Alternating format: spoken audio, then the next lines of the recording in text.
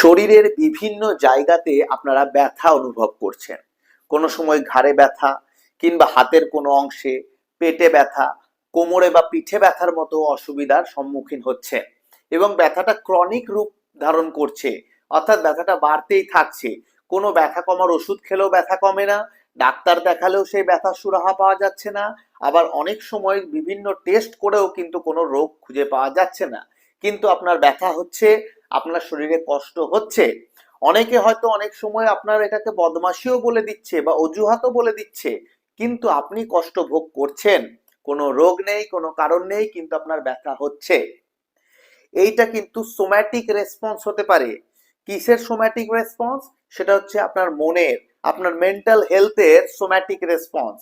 অনেক সময় অনেক মানসিক অবসাদ, মানসিক চাপ কিংবা মানসিক সমস্যা প্রকাশিত না হয়ে মনের বিভিন্ন জটিলতার মাধ্যমে আপনার শরীরে সিমটমস আকারে, ব্যথা আকারে ফুটে ওঠে।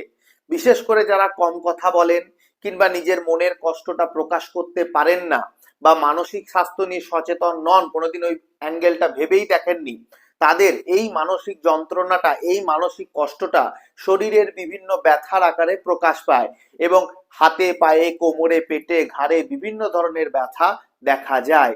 সোম্যাটিক রেসপন্স, সোম্যাটোফর্ম সিমটমস, এই বিষয়টাকে বুঝতে হবে। তাই দীর্ঘদিন ধরে যদি আপনারা শরীরে বিভিন্ন ব্যথা অনুভব করছেন, তাহলে নিজেকে প্রশ্ন করুন যে আপনার মন কি ভালো আছে, আপনি কি খুশি আছেন, আপনার মনের মধ্যে কোনো অবসাদ, খারাপ লাগা কিংবা মানিয়ে নেওয়ার মতো জটিলতা কি আপনাকে ভোগাচ্ছে না?